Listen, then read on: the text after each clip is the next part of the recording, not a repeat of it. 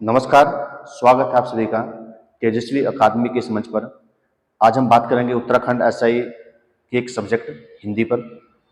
हिंदी आपको पता ही है, हिंदी का एसआई में कितना महत्व। हिंदी 100 नंबर की है, तो उसे बिल्कुल बेसिक से शुरू कर रहे हैं हम। उत्तराखंड एसआई के लिए हिंदी हिंदी भाषा, पहले समझिए भाषा क्या है। देखिए, आप या मनुष्य समाज में रहता है, तो समाज में उसे अपने विचार देने हैं और विचार ग्रहण भी करने हैं। तो विचार के आदान प्रदान के लिए आवश्यकता होती है भाषा की, कोई माध्यम हो। व्यक्ति इशारों से बात कर सकता है और उसकी एक सीमा है, उसे अपने विचार देने हैं और ग्रहण भी करने हैं, तो उसके लिए आवश्यकता होती है भाषा की। तो भाषा आप कह सकते हो, भाषा विचार विनिमय का माध्यम है। भाषा के माध्यम से हम अपने विचार दूसरों तक पहुंचा सकते हैं या उनके विचार ग्रहण कर सकते हैं। जैसे मेरी बातें आप सुन रहे हो, तो ये माध्यम क्या है? भाषा। भाषा के माध्यम से मेरी बात समझ रहे हो आप और आपकी बात मैं समझूंगा। तो भाषा के आप दो प्रकार कह सकते हो मुख्यतः, मौखिक मौखिक और लिखित।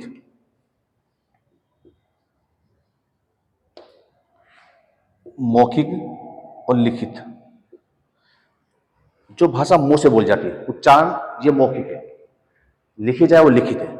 तो पहले सोच जरा आप, पहले मौखिक भाषा ही होगी या लिखित भाषा? तो अगर इस पर विचार करें हम, तो सबसे पहले मौखिक भाषा ही होगी।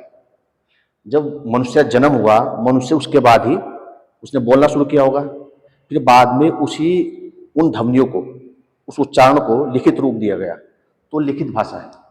तो पहले मौखिक भाषा ही और बाद में उसे लिखित रूप दिया गया।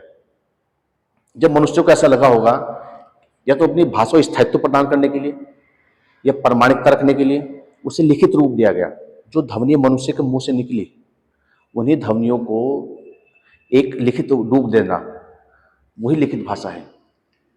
ध्वनियां और वर्ण, हम कह सकते हैं कि भाषा जो बनती है, भाषा बनती है वाक्यों से, और वाक्य बनते हैं वर्ण शब्दों से, और शब्द बनते हैं वर्ण से। भाषा भाषा बनती है वाक्यों से और वाक्य बनते हैं शब्दों से, और शब्द बनते हैं वर्ण से। वर्ण या ध्वनि, अर्थात वर्ण या ध्वनि भाषा की सबसे छोटी इकाई है। ध्वनि और वर्ण, इनसे बनते हैं शब्द, और शब्द से वाक्य, और वाक्य से भाषा बनती है। तो भाषा की सबसे छोटी इकाई क्या है? वर्ण या ध्वनि। वर्ण ध्वनि एक ही चीज है, इतना अंतर है बस। वर्ण का उच्चारित रूप ध्वनि है और ध्वनि का लिखित रूप वर्ण है। जैसे मैंने बोला क, ख, ग, ये ध्वनि है जो आवाज निकाल रहा हूं मैं। और जब इसे लिखूंगा मैं, क, ख, ग, ये इसका वर्ण रूप है। तो ध्वनि वर्ण एक ही बात है, भाषा की सबसे छोटी का ही है। इसे कहीं जगह अक्षर भी कह देते हैं, हरफ भी कह देते हैं। अक्षर या हरफ, थोड़ा सा मामूली सा अंतर है अक्षर और ध्वनि में। जैसे कोई शब्द लो आप, किताब ली मैंने, तो किताब 3 अक्षर से मिलकर बना है, की, ता और ब से। जबकि ध्वनि बात करूं मैं, तो इसमें ध्वनि देखो अगर आप, तो ये छोटा ई और क, और इसमें त प्लस आ, और यहाँ पर ब हलंत और आ, ये हलंत। तो 1 2 3 4 5 6, 6 ध्वनि है। किताब शब्द में 6 ध्वनि है और अक्षर 3 है। तो मामूली सा डिफरेंस कह सकते हो आप अक्षर और ध्वनि में। कहीं जहाँ एक ही लिखा रहता है, वर्ण और ध्वनि एक ही है। इसे हरफ भी कहते हैं उर्दू भाषा में, अक्षर भी कहते हैं। तो ये समझा ध्वनि। तो सबसे छोटी का ही वर्ण। वर्ण का समूह, मैं कहूँ वर्ण का व्यवस्थित समूह वर्णमाला कहलाता है। हम पढ़ेंगे वर्णमाला, हिंदी वर्णमाला, बिल्कुल बेसिक स्टार्ट करेंगे। अभी हमने समझा कि भाषा, भाषा की भाषा विचार विनिमय का माध्यम है, और भाषा की सबसे छोटी इकाई क्या है? वर्ण। तो वर्ण पढ़ रहे हम, वर्ण वर्णमाला, वर्णों के व्यवस्थित समूह वर्णमाला कहलाता है। जब वर्णों को आप एक व्यवस्थित लगा दोगे तो वर्णमाला है। वर्णमाला में पढ़ेंगे वर्ण क्या है भैया। तो वर्ण, हिंदी में वर्ण 3 टाइप है, स्वर, व्यंजन और आयोगवाह। 3 टाइम बांटा गया। स्वर क्या है? जिसका स्वतंत्र उच्चारण हो सके वो स्वर है। हिंदी में स्वर देखते हैं कितने हैं? अ, आ, ई बड़ा ई, उ, ए, आई, ओ, औ और री अंग आह। तो कुल हो गए 13 स्वर। कुल स्वर 13।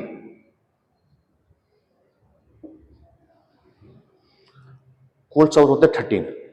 यदि मूल स्वर की बात करें तो मूल स्वर हिंदी में इन्हें नहीं गिनते, ये दोनों आयोगवाह हैं, और इसे भी नहीं गिनते कुछ लोग, इसे आधा स्वर माना जाता है।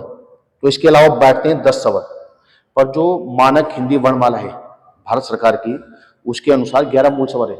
उन्होंने रीरी को भी मूल स्वर माना है, इसे अर्ध स्वर माना जाता है। यदि मूल स्वर पूछे आपसे, मूल स्वर 11 है। 11 कौन कौन है ये हटा दो बस आप। 1 2 3 4 5 6 7 8 9 10 11। 11 मूल स्वर है, उसमें रीरी भी गिना जाता है। रीरी अर्ध स्वर माना जाता है। तो भारत सरकार की जो हिंदी वर्णमाला है उसके अनुसार 11 मूल स्वर है। उच्चारण के आधार पर कहता हूं 10 स्वर, उसमें तीनों गिनोगे आप तभी बाकी 10 स्वर बैठेंगे उच्चारण के आधार पर। इसके अलावा स्वर का यदि हम विभाजन करें तो उच्चारण के आधार पर विभाजन करें उसका हम, या उच्चारण में लगने वाले समय के आधार पर, तो 3 है: ह्रस्व स्वर, दीर्घ स्वर और प्लुत स्वर। ह्रस्व, दीर्घ, प्लुत स्वर। ह्रस्व स्वर जिसमें बहुत कम समय लगे या एक मात्रा का समय लगे वो ह्रस्व स्वर है। अ, ई, उ, यह ह्रस्व स्वर है। और रीरी, रीरी भी ह्रस्व स्वर में आता है। तो 4 ह्रस्व स्वर है। दीर्घ स्वर जहां 2 मात्रा का समय लगे, या मैं कह सकता हूं जहां ह्रस्व स्वर से दुगना समय लगे वो दीर्घ स्वर है। बड़ा, बड़ाई, बड़ाऊ, ए, ऐ, ओ, औ। ये 4 ह्रस्व स्वर है और ये 1 2 3 4 5 6 7 दीर्घ स्वर है। प्लुत, प्लुत क्या है? प्लुत स्वर जहां 3 मात्रा का समय लगे, या मैं कहूं जहां ह्रस्व स्वर से 3 गुना समय लगे वो प्लुत स्वर है। जैसे इसका चिन्ह ये है,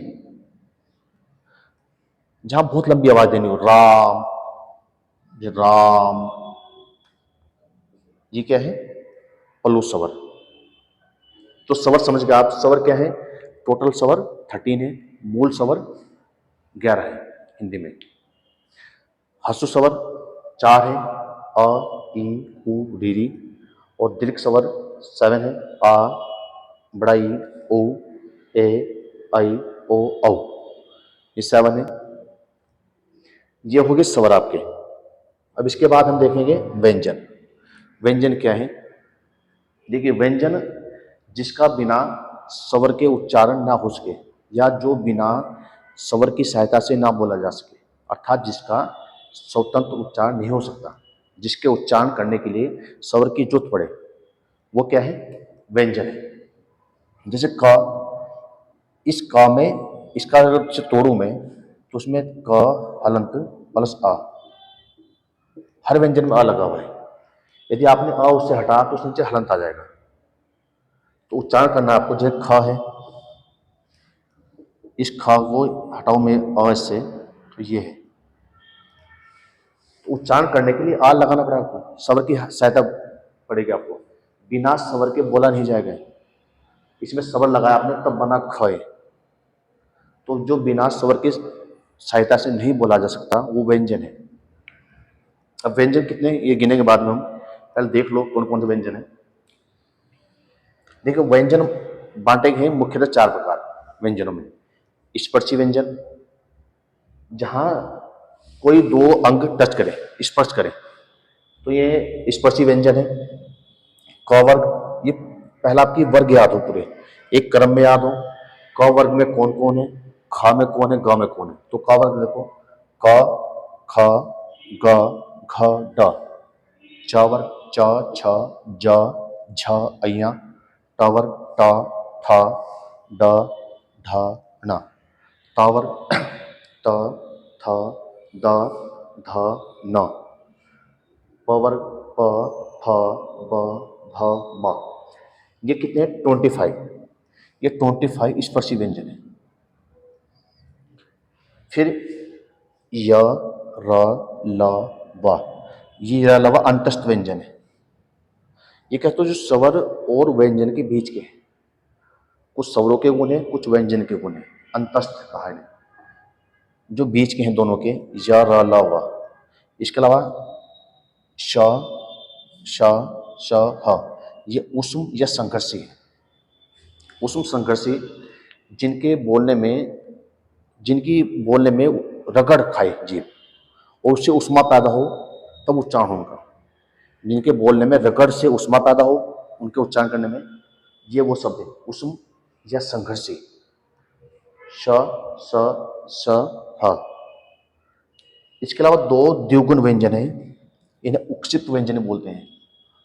उत्सित, द्विगुण या उक्षित। ड ढ, ये लिए गए आपसे अपभ्रंश भाषा से। ये हिंदी में अपभ्रंश भाषा से लिए गए। संस्कृत से हिंदी बनने की विकास प्रक्रिया में अपभ्रंश आती है, उससे लिए गए हैं ड ढ, ये दो शब्द। इसके अलावा तो ये 4 प्रकार है हिंदी में: स्पर्शी व्यंजन, अंतस्थ, उष्म संघर्षी और द्विगुण। व्यंजन 4 भागों में बांट सकता हूं। तो 25 व्यंजन ये हो गए, 25 4, ये 29 और 4 33 व्यंजन, और ये ड ढ। तो मूलतः 35 व्यंजन मान जाते हैं हिंदी में। 35 हाल लिखता हूं मैं, 35 व्यंजन, जिसमें 25 स्पर्शी व्यंजन है और अंतस्थ 4 और 4 ही उष्म या संघर्षी और 2 द्विगुण व्यंजन है। और ये हो गए 35 मूल व्यंजन। कुछ जहां 33 लिखा मूल व्यंजन में, उसमें ये दोनों गिने गए। इसके अलावा 4 संयुक्त व्यंजन है जो 2 के जोड़ने से बने हैं। ये भी देख लो एक बार आप। अक्षर, क्षत्रिय में लगाता हूं अक्षर, ये बनता है का हलंत, और ये पेट पटा सा बोलते हो साहब, मूर्धन्य सा। ध्यान ना, इसे पता हो आपको किसके संयोग से बना है, पूछता हो तो हलंत किसके नीचे है? क के नीचे। याद रहे, क हलंत प्लस स। फिर तरा, जो छतरी में आता है तरिए, ये त्रिशूल में आता है जो तरा, ये त हलंत और रा। ध्यान रखना, ये व्यंजन में संयुक्त व्यंजन है, तो 2 व्यंजन योग से बने हैं। ऐसे अज्ञा, जा, अय्या, जा के नीचे हलंत है, ध्यान है आपके। और ये सरा, जो श्रम में लगता है ये वाला, तो ये क्या है? स, तालव्य स, और ये हलंत और रा, ये इनके योग से बने हैं 4 संयुक्त व्यंजन। तो हमने एक मोटा विभाजन समझा इसका भी है। व्यंजन, व्यंजन के 4 प्रकार हैं। स्पर्शी व्यंजन 25 होते हैं, जिसमें जीभ स्पर्श करे। फिर दूसरे क्या है? अंतस्थ व्यंजन, जो ना स्वर है ना व्यंजन है, उनके बीच के हैं, य र ल व। फिर हमने देखा उष्म या संघर्षी व्यंजन, जिसमें जीभ की रगड़ से, घर्षण से उष्मा पैदा हो, जिनके उच्चारण में वो श श स ह। और 2 द्विगुण व्यंजन, उक्षित व्यंजन या द्विगुण व्यंजन या उक्षित, जिसमें जीभ पीछे जाकर मूर्धा से टकराए और फिर आगे गिरे। ये वो है, इनमें जीभ पहले आपकी ऊपर जाके मूर्धा से टकराएगी और फिर आगे गिरेगी झटके से। ये है ड ढ, ये व्यंजन। और 4 संयुक्त व्यंजन देखे हमने। ये एक विभाजन है इनका। अब इनका विभाजन देखते हैं हम। सघोष, अघोष, अलग प्राण, महाप्राण। देखिए विभाजन है इनका घोषत्व के आधार पर। एक घोषत्व क्या है? आपके यहाँ पर स्वर तंत्र होते हैं, स्वर तंत्र यहाँ पर गले में। ये स्वर तंत्र जब आप छोटे बच्चे होते हो तो तब नहीं होता, बहुत कम होता है। जैसे बड़े होते फिर विकसित होता है आपका है। महिलाओं में बड़े होने पर विकसित इतना नहीं हो पाता है। इसलिए आप देखो, जो छोटे बच्चा होता है, चाहे लड़की है चाहे लड़का है, उनकी आवाज़ पतली होती है। जब लड़का बड़ा होता है तो उसका विकसित होता है, तो उसकी आवाज़ थोड़ी भारी होने लगती है इस स्वर तंत्र से। महिलाओं को इतना नहीं होता तो उनकी आवाज़ पतली होती है। महिलाओं में ये स्वर तंत्र कम विकसित होता है, इसलिए आवाज उनकी पतली होती है। तो यदि जिस शब्द के उच्चारण से आपके स्वर तंत्र में कंपन हो वो सघोष है। जिस शब्द के उच्चारण से आपके स्वर तंत्र में जहाँ पर कंपन होता है तो सघोष है, और जिससे कंपन नहीं हो वो अघोष है। एक विभाजन सघोष अघोष है। तो देख सघोष अघोष देख लो आप क्या है।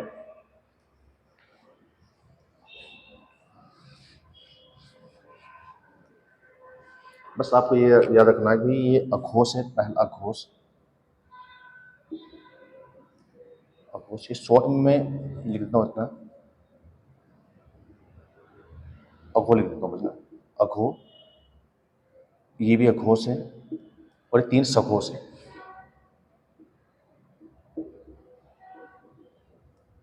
सघोष सघोष, ये अघोष, ये 5 याद। ये अघोष, ये घोष, ये सघोष सघोष सघोष। इसके अलावा फिर ये चारों यर अलावा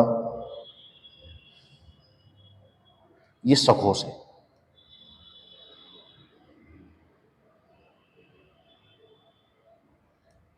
यार अलावा चारों सघोष होते हैं। फिर इसमें इसमें जो 3 है, ये तीनों श स श, ये अघोष।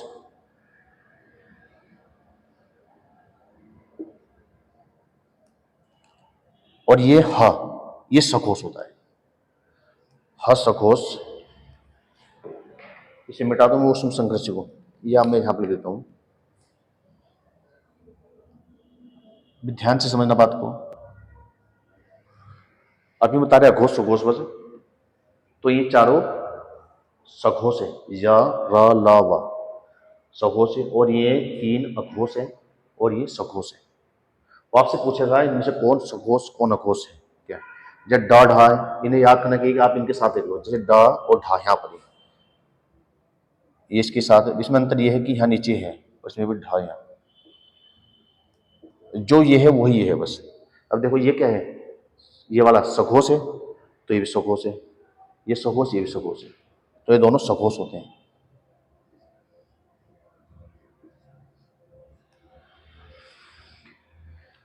दोबारा बता रहा हूं आपको, एक विभाजन है अघोष सघोष। यदि जिस वर्ण के उच्चारण से स्वर तंत्र में कंपन हो वो सघोष है, स्वर तंत्र में कंपन नहीं होता वो अघोष है। तो ये याद करना ही चाहिए कि भाई अघोष दो, जो 5-25 है, ये क्रम याद रखो, अघोष अघोष, सघोष सघोष सघोष। पहले 2 अघोष है, बाकी 3 सघोष है। फिर यार अलावा अघोष है, ये यार अलावा, और फिर ये स श श नहीं, ये क्या काम नहीं, सघोष, यार अलावा सघोष है, और ये श श ये अघोष है, और ये सघोष। हाँ, और ड ढ आपको यहीं पर लिख लेना बस, वो यहां से जो भी है वही है, सघोष है। फिर इसके अलावा विभाजन देखो उसका आपको, अलप प्राण महाप्राण का देखो। अलप प्राण है जिस वर्ण के उच्चारण में आपके मुख से कम हवा निकले वो अलप प्राण है। प्राण मतलब वायु, वायु या हवा जिसके उच्चारण में आपके मुख से कम वायु निकले वो अलप प्राण, ज्यादा निकले तो महाप्राण। तो अलप प्राण महाप्राण कौन है ये पता आपको। इसका में देखा अगर इन 25 में, तो ये अलप प्राण, ये महा, ये शॉर्ट में लिख रहा हूं मैं, अलप प्राण मतलब महाप्राण, और ये अलप, ये महा, और ये अलप। तो इसमें क्या करना आपको, आपको क्रम में याद हुई और फिर आप इसे निकाल सकते हो, अलप महा अलप महा अलप महा। तो अब ये अलप प्राण है यहाँ तक, ये महाप्राण। सवाल पूछा कौन अलप प्राण नहीं है कौन महाप्राण नहीं है, पूरा चार्ट याद हो आपको, कौन सकोश है कौन सकोश नहीं है। 4 ऑप्शन देता है तो 1 नहीं दे रहे हो, तो ये पता हो आपको। फिर इसके अलावा इसमें देखते हैं हम अल्प प्राण महाप्राण यार अलाव में, जिसमें जगह है लिखने के हमारे पास, तो ये सभी इसमें देखें अगर हम चारों चारों ये अलप प्राण है, यहां लिख दूं इसमें, यहाँ पर अलप प्राण। ये चारों, और ये चारों महाप्राण है, ये चारों।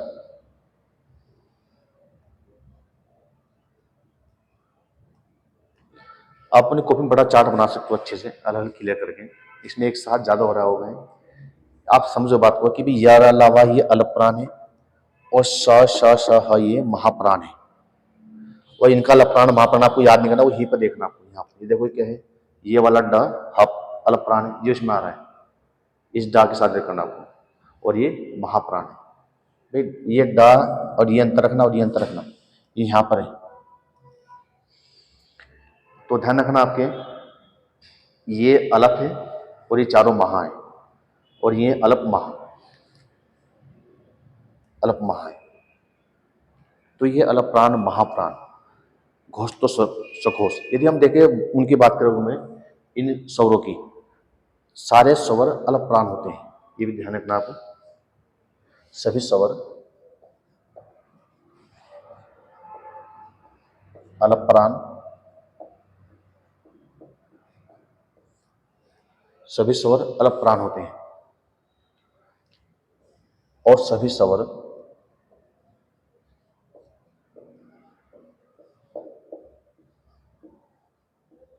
सघोष होते हैं। सभी स्वर अलप प्राण है, सभी स्वर सघोष है। इसमें अगर विभाजन देखें हम, तो हमने क्या देखा इसमें, एक सामान्य विभाजन स्पर्शी, और एक विभाजन देखा अस्पर्शी, अंतस्थ, उसमें संघर्षी और द्विगुण, और संयुक्त व्यंजन पढ़े हमने इसमें। तो हमने देखा इनका सघोष अघोष के आधार पर, और फिर देखा हमने अलप प्राण महाप्राण के आधार पर। एक विभाजन हो इसमें उच्चारण स्थान के आधार पर। सब वर्ण को बोलते हैं, उच्चारण कहाँ से होता है, कहाँ से उच्चारण निकलता है, इसे भी समझेंगे हम। इसे मिटाता नहीं मैं, अब समझो जरा, ये मिटाता हूँ। उच्चारण स्थान के आधार पर, देखिए जब आप बोलते हो तो हर वर्ण उच्चारण आपका होता है, तो हर एक का स्थान है, उच्चारण कहाँ से होता है। जैसे आप देखो, ये आपका कंठ है, यहाँ पर, यहाँ पर गले पर ये कंठ है, यहाँ पर कुछ वर्ण आपके यहाँ से निकलते हैं, और कुछ तालु, एक होता तालु, मैंने बताया कंठ, गले में तालु, जो आपके मुंह में अंदर, अंदर वाला हिस्सा, ऊपर तरफ मुंह में अंदर, ऊपर अंदर वाला हिस्सा, ऊपर जाके अपने मुंह में छू के देखना आप, जहां दो अंदर लटका दिखता है आपको ना, जब मुंह शीशे सामने देखो अपना आप खोलकर, तालु। और फिर ये ऊपर ही मुंह के ऊपर वाला हिस्सा, ही आगले वाला हिस्सा, दांतों के ऊपर वाला हिस्सा, ये है मूर्धन्य या मूर्धा। और फिर आपके दांत, दंत, फिर ओष्ठ, होंठ आते हैं आपके, और फिर कौन सा अंग आता है आपका बाहर, नाक, नासिका। तो देखो इसके आधार पर ही कौन वर्ण का उच्चारण कहाँ से होगा, उसी पर अलग बांटा गया है। जिस वर्ण का उच्चारण कंठ से होगा उसे कहा कंठे, जब तालु पे होगा तालुवे, उच्चारण का स्थान क्या है, या जीभ कहाँ टकराती है, यह तालवे कहा, इसे मूर्धन्य कहा, दंते कहा, ओष्ठे कहा, नासिका, एक क्रम है। इसलिए कहते हैं हिंदी दुनिया की सबसे वैज्ञानिक भाषा है, और ये बात वैज्ञानिकता के लिए प्रमाणिक है बिल्कुल। अगर देखो आप इस क्रम में, आपको याद है आपके, इसे मिटा क्रम में, ये ध्यान है, ये जहाँ से उच्चारण होगा कंठ, तालु, मूर्धा, दंत, ओष्ठ, नासिका। तो जो कंठ से हुआ कंठे, ये तालवे, ये मूर्धन्य, ये दंते, ओष्ठे और नासिके। अब देखते हैं कौन कौन है। देखो अगर आपके क्रम में याद है, और फिर आपको क्रम इसका पता है, पहला आपके यहाँ कंठ आता है, फिर तालु, फिर मूर्धे, और फिर आपके दांत आएंगे, फिर होठ आएंगे, फिर नाक बाहर आएगी आपकी ना। तो ये होता है कंठ, कंठ वर्ग, या कंठे कहते हैं, कंठे। क वर्ग पूरा कंठे, क ख ग घ ग। च वर्ग पूरा तालवे है,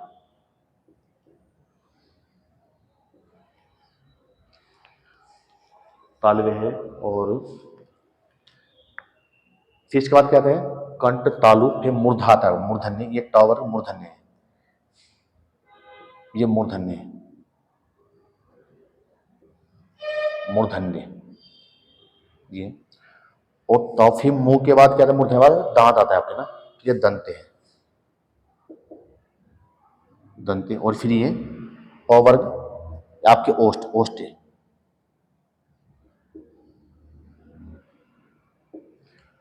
और ये जो हर वर्ग का जो पांचवा वर्ण है वो नासिक के है, जो नाक से बोला जाता है आपकी अया, अना, न, म, जहाँ नाक का प्रयोग होता है, ये नासिक के हैं ये पूरा।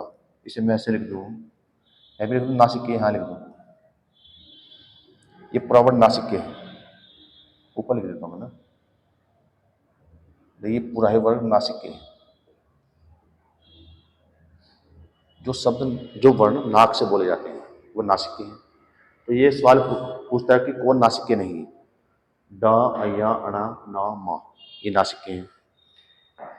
तो ये अलग अलग याद हो आपके, कौन कंठ है, कौन क्या है, इसमें देख लेते हैं इनमें। अब हम देखो ये थोड़ा बोर्ड छोटा पड़ गया यहाँ पर।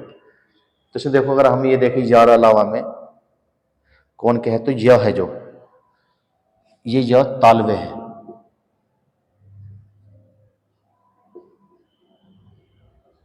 यह तालव्य है। और र और ला आप कहते हो दंते, दंते कहते हो, या वत्र से बोलते से र ला,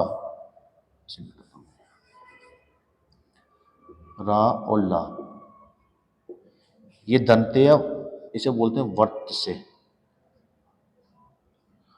वर्त से कुछ नहीं, जो दांत है आपके ना, जो दांत की जड़ है आपकी, या जो मसूड़ा है आपके, वहाँ जीभ वहाँ लगती है इसमें, इसलिए इसे वर्त से बोलते हैं। दंत मूल कहते हो आप, दांतों की जड़ है या मसूड़े जहाँ रखते हैं, या अपने दंते भी कहते हैं ना, दांत भी कहते हैं, दांतों की जड़ में जीभ टकराती है आपकी, इन्हें बोलते हैं र ला को। और वह है दंतोष्ठ,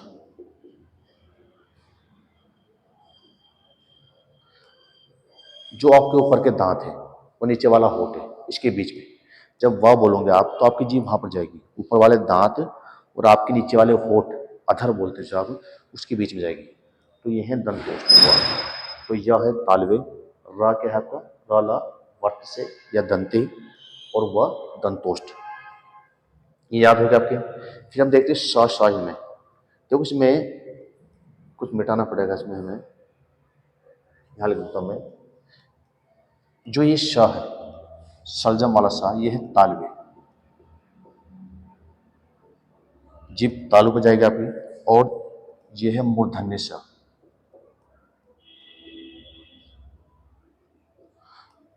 और ये स है आपका दंते, दंते सा, दंते सा। और ये हा एक कंठ है, हा की आवाज कंठ आती है, जो आहा, जो हा विसर्ग होता है वो कंठी होता है, ये विसर्ग भी कंठी होता है। तो ये ह कंठ है इनमें। इसके अलावा जो ये है, ये दोनों ड और ड, ये कहां पर आएंगे, यहाँ पर देखो आप, ये यहाँ पर है ड ढ मूर्धन्य, दोनों मूर्धन्य है। समझ गए आप बात कि जो ड ढा है, इन्हें आपको अलग से याद नहीं करना, आपको इनके साथ जो ये ड है इसके जैसा ही याद करने के लिए ड, तो जो ये है वही ये है, ये आप इसमें क्रम याद हो जाता है चार्ट में पूरा, उसे अलग से कर लेना। अलग से आपको यार अलावा और सा याद करना है आपको। तो ये होगा विभाजन इनका, जो इनके उच्चारण स्थान का आधार पर हुआ। बाकी सारे स्वर क्या है, अल्पप्राण है, सभी सघोष है। इसके अलावा हम देखते हैं इसमें, ये है आपके व्यंजन, व्यंजन विभाजन पढ़ लिया हमने। और फिर एक इसमें आयोग वहा, आयोग वहा जो ना स्वर है ना व्यंजन है, तो क्या है आयोग वहा, स्वर क्यों नहीं, जो स्वर के लिए होना चाहिए स्वतंत्र उच्चारण, इनका स्वतंत्र उच्चारण होता नहीं, इस स्वर के 7 प्रयोग होते हैं। जैसे आपने अंग, दो हैं, ना स्वर ना व्यंजन। देखिए एक तो अनुस्वार है अंग, और ये है विसर्ग। अनुस्वार, अनु मतलब पीछे, स्वर मतलब स्वर, स्वर के पीछे आने वाला, तो स्वतंत्र उच्चारण नहीं होता इसका, इसलिए स्वर नहीं है। ऐसे अह है जिसका स्वतंत्र उच्चारण नहीं होता। और व्यंजन क्यों नहीं है, व्यंजन इसलिए कि व्यंजन के बाद स्वर आता है, और ये जबकि खुद स्वर के बाद आते हैं, तो ये ना तो स्वर है ना व्यंजन है। दो हैं अंग और अह।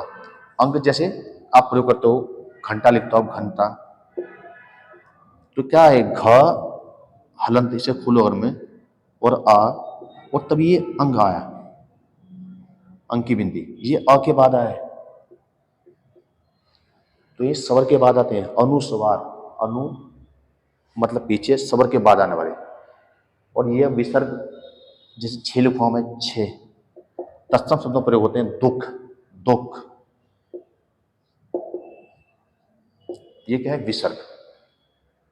तो दो आयोगवाह हैं, अनुस्वार और विसर्ग, जो ना स्वर है ना व्यंजन है। इसके अलावा हिंदी में कुछ आगत ध्वनियां हैं जो बाहर से ली गई हैं और भाषा में ग्रहण की गई है। हिंदी इसलिए समर्थ भाषा है, ये भी हिंदी तारीफ